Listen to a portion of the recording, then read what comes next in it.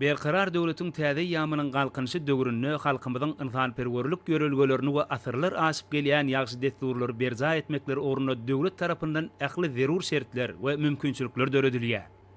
Halkara parahatçylyk we ynançmak ýylynda da asyrly däze eýerilip, arkadaly hazy herdarymyzyň we hazar qadagymyzyň himayet gollugy bilen watandaşlarymyzyň uly topory İslam dünýäsiniň özgörüşli merkezi bolup durýan mukaddes Mekke hemde Medine şäherlerinde has pardaryny berza etdiler.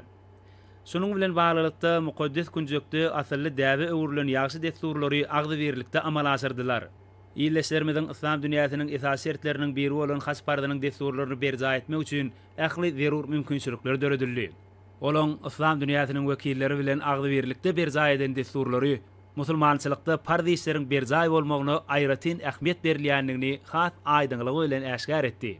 Şeýlelikde illeşlerimiz has pardanyň degişli desturlaryny talaba laýyk ýagdaýda berza etdiler.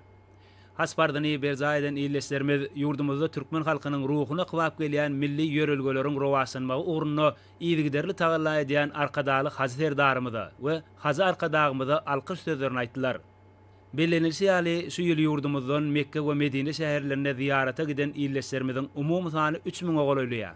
Olar fikri topara bölünüp kesgitlenen tertipnama boýunça Saudi Arabistan padşahlygyna ziýaratda bolurlar. Muňa Mehriban watanymyzda asylly işleriň rowaşlyklary besenýändiginiň, halkymyzyň bagtyar durmuşynyň üpçün edilmegi, olaň sogap ýörelgeleri berza etmekleri ornuna zerur tagallalaryň edilýändiginiň aýdyň subutnamasydyr.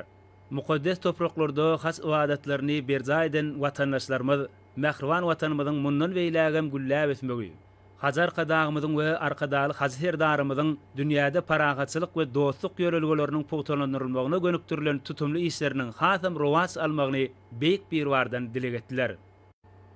Arkadaly hazy herdarymyzyň kabul eden sözgüdüne laýyklykda İslam dünýäsiniň mukaddes kunjugy hasaplanýan Mekke we Medine şäherlerinde bolup, has pardaryny berza eden illeşlerimiz mukaddes topragymyza gadam goýdular. Asylly maksatları kalbynda besen illeşlerimiz mukaddes destury ýokary derejede ýerine ýetirendiklerini ýatyp, has pardarynyň amala aşyrylmagy ugruna döwlet derejesinde döredilen mümkinçilikler üçin hoşarlyklaryny beýan etdiler. Muň özi halkara parahatçylyk we ynançmak ýylynyň her bir gününiň taryhy ähmiýeti bolan wakalary besenýändiginiň we türkmen halkynyň taryhyň dowamyna döreden hemde dünýä nusgalyk asylly ýörelgeleriniň dowamaty atarlýanlygynyň nowatdaky beýanydyr. Döwlet tarapyndan döredilýän ýokary derejeli mümkinçiliklerden netijeli peýdalanan illeşlerimizden bu ýytonjy aýratyn belentolly. Olary muň üçin hazar qadagymyza we arkadaly hazy herdarymyza hoşarlyk sözlerini beýan edýärler. Ýüreklerinde ýagşy umyt arzulary besleýän illeşlerimiz keramatly topraklarda bolup, has pardanyň ähli şertlerini amal etdiler. Olaryň bu urda kefitlenen wezipeleri üstünlükli amala aşyrmaklary üçin ähli zerur şertler döredildi. Şeýlelikde illeşlerimiz dünýäniň dürli ýurtlarynyň musulmanlary bilen bilelikde haz wadatyny berza edip, bu ulem ýurdumyza dolanyp geldiler. Haz pardany berza eden illeşlerimiziň ziýaratlary, ýagşy dilekleri we beren sadakalary beýik bir waryň dergähinde kabul bolsun.